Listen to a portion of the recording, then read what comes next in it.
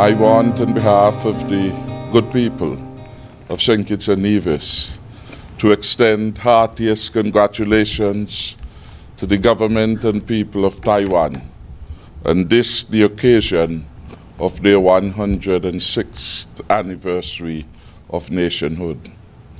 Theirs has been a very long and distinguished journey, and one from which, as we go about our own celebration of our journey to nationhood, there are many things which we can and should emulate from their experience. The ambassador spoke well regarding the bilateral cooperation between our two countries across almost field of human endeavor, from agriculture, medicine, sports, technology, etc., etc. And therefore I won't tarry long in relation to these.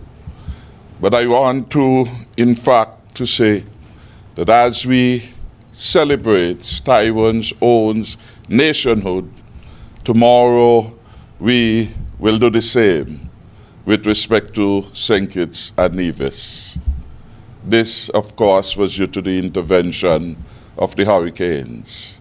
Perhaps in some way there was a signaling of how close we are. So Taiwan's own National Day, October 10th, and ours, the 19th, is being celebrated tomorrow, the 7th, as if by some signaling is to indicate the deep friendship and bond which has over the last 34 years joined the people of St. Kitts and Nevis, all distance in the west, to our friends in Taiwan. And as we celebrate this auspicious moment in the lives of Taiwan, the people of Taiwan, Republic and China, we look for some similarities, even as the differences are at times so glaringly obvious. The difference that they too went through, well, similarity, a period of colonialism, sometime that is not yet known. That they went through a period of attempting to find their own and to go on a path of development, mindful always just next door was the most aggressive neighbor which they had to confront. And yet here they are, 106th anniversary being celebrated, indicating that the people of Taiwan, they have triumphed, and we should give them a round of applause.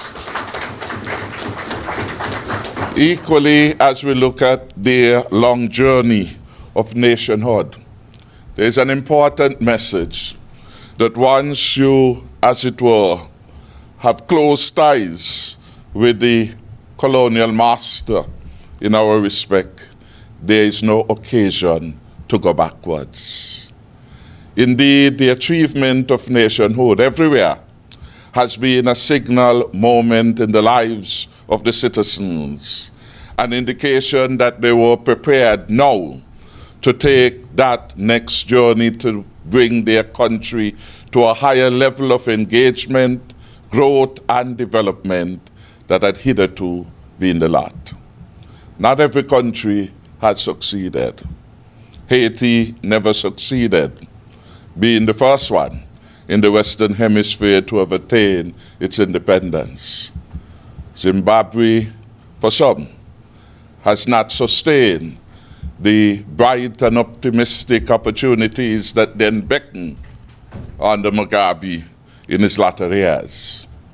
But Taiwan has been steadfast in moving forward and upward in almost every area of human endeavor. Tourism, medical tourism in particular, pharmaceutical development, science, technology, agriculture, services. Taiwan is a leader with respect to all of these. So this is a good nation to be allied with. This is a good nation with which we have established a bond, and a bond which has been unbroken for the last 34 years.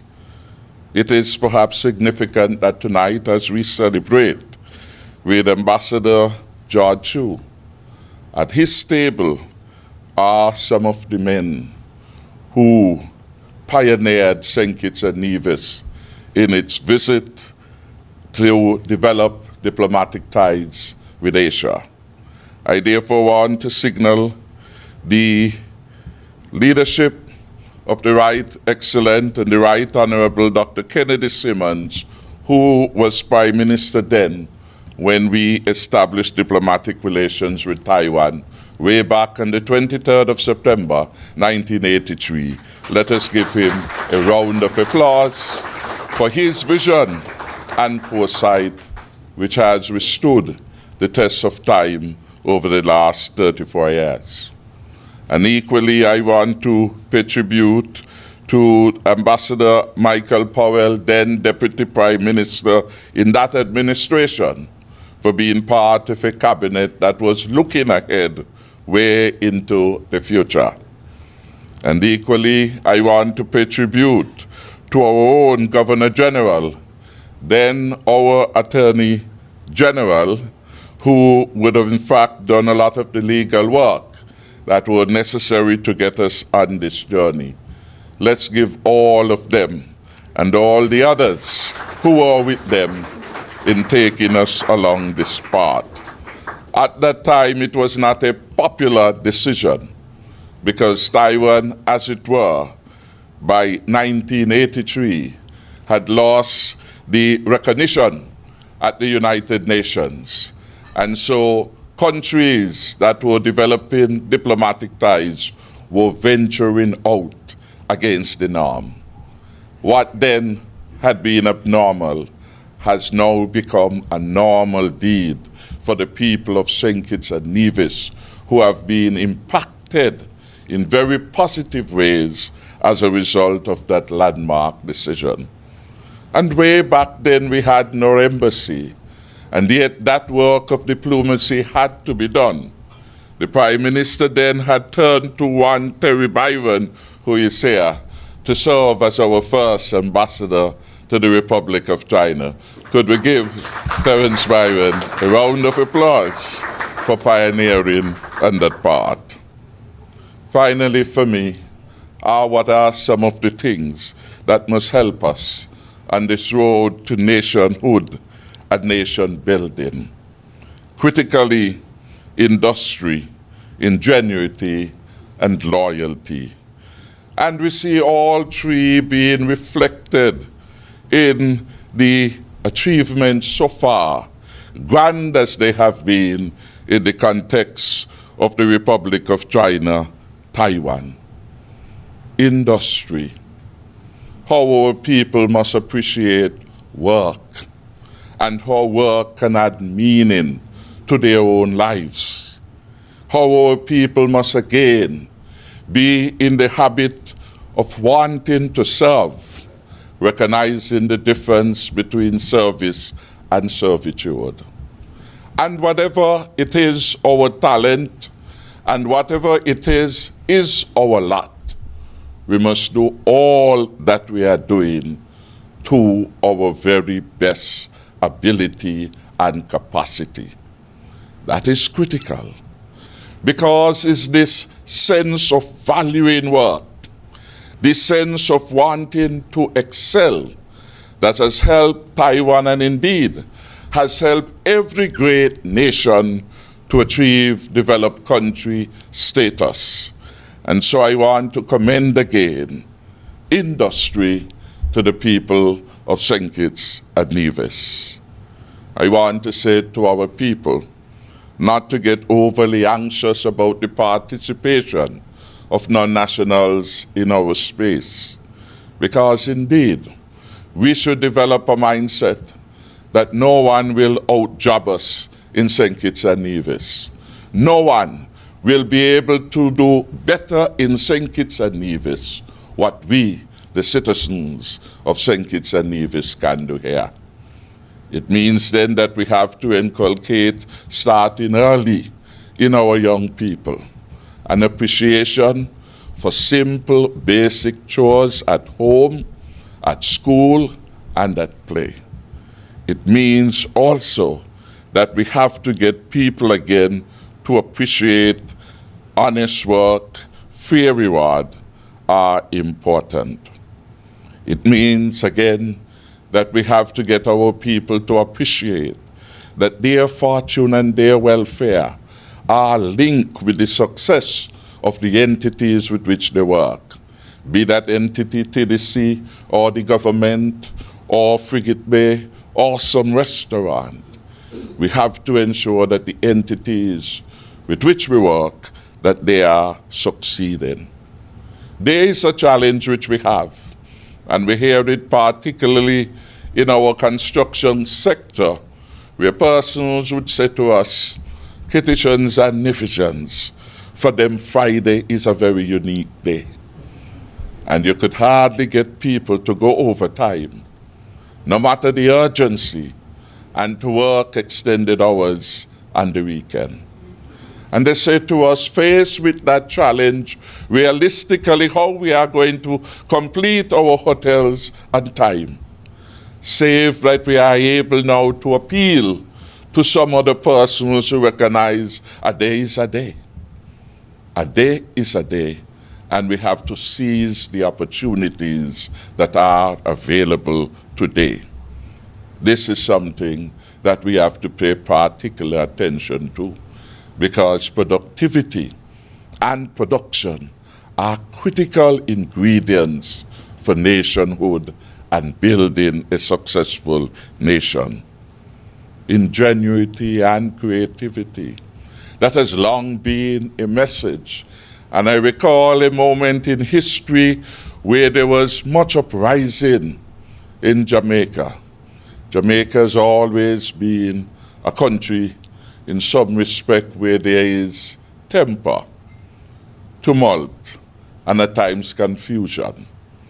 And so way back then, in the 80s, where the ameliorated people had sent a message to the governor for onward passage to the Queen responded to the disturbance in the Jamaican society in ways which at the time one reflected upon with disdain.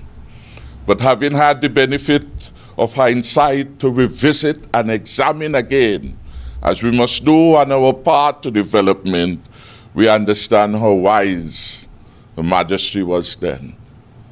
It is to their industry and ingenuity to which the Jamaican people must look to ameliorate their conditions. That is a message still relevant and resonating. Even as we celebrate 34 years of independence, it is to ourselves, our industry, our creativity, our ingenuity, that we must look to ameliorate our condition. No one must come and superimpose upon us. We must bring the best of our talents, our imagination to bear to develop a stronger and better St. Kitts and Nevis.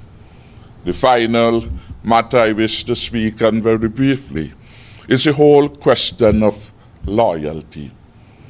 How could Taiwan survive 106th anniversary as a nation, and so close to it, as close as Southeast Peninsula is to Nevis, is a giant superpower in China, a powerhouse, which at times the relationship have been very difficult across the straits. And one of the other recipe then for nationhood must be always the citizens have to be loyal to their country. Loyal to their country. And that loyalty cannot be shared. To use the words made famous elsewhere, you can't have allegiance to a foreign power. And so the people of Taiwan, living in Taiwan, understanding the challenges of development for Taiwan, wanted to keep it safe and protected, understanding the values that differentiate the Republic of China from the People's Republic of China. Values of democracy and justice, to which the ambassador spoke, have decided by a majority that we have to be loyal to Taiwan. And that loyalty cannot be compromised. And so, whether it is you are associated with the DPP in Taiwan or the KMT, that loyalty to country is what has kept Taiwan safe and protected against a belligerent neighbor. And so, whether it's DPP or KMT, our relationship with Taiwan has remained on solid ground. Successive administrations after administrations have held out the hand of friendship, have sought to strengthen the bilateral relations which have been developed between Taiwan and its allies. Loyalty then to country is a critical element for nation building. And as we commemorate our own 34th anniversary of independence, I call upon all citizens and residents to give more loyalty to our country. During the campaign, I said, and we said repeatedly, we want to hear the young people say, of all the countries, be they east or west, we love St. Kitts and Nevis the best. We love, because with love we build. Because with love we can take our country to the next level, bringing to the fore the finest of values and traditions. The loyalty must be wholesome, and it cannot be shared. Cannot be shared if we are going to build a strong and powerful nation. So I want to finally end by commending the virtues of industry, of ingenuity, and loyalty to the nation, to all of our citizens and residents. And I draw these three virtues largely from an experience of our ally of longest standing, because 4 days after the 19th of September, we would have signed formally diplomatic relations with Taiwan, making it the first country with which we established diplomatic relations. And as I looked over their 106th anniversary of nationhood, it was industry, ingenuity, and loyalty that have helped keep Taiwan strong. To God be the glory, and let's raise a toast to the Republic of China, Taiwan. Thank you. To the people of Taiwan, cheers. To the people of Taiwan, cheers. Long live Taiwan, and long live St. Kitts and Nevis. God bless us all.